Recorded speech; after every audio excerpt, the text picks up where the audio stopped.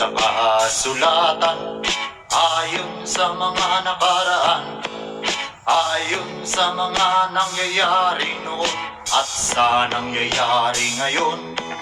Tayong mga Pilipino raw ay may ugaling magnanakaw, mula pa nung unang panahon hanggang sa kasalukuyan. Ito kaya'y totoo, ito kaya'y nangyayari, ito kaya'y nangyayari noon, nangyayari din kaya ngayon.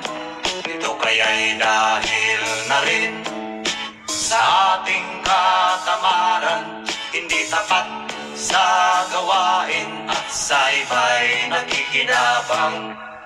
Tingnan mo ang iyong sarili, suriin mo ang iyong ginagawa. Ikaw ba'y isang magnanakaw, ang taong mapagsamantala? Hindi nagpapapawis, hindi lumuluha, ginagamit ang galing sa hindi tamang gawa.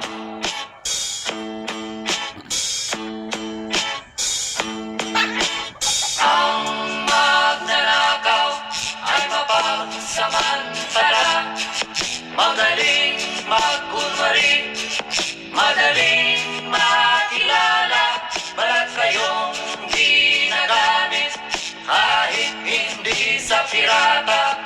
Magnanakaw pa rin ang nakikita sa kanya.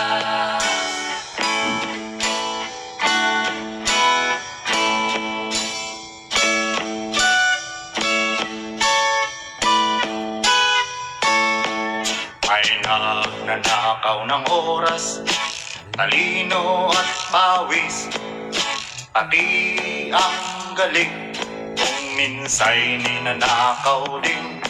Ano kaya ang dapat gawin? Ngayong alam na natin, dahil na rin ba sa katamaran, kakaya na lang ba natin?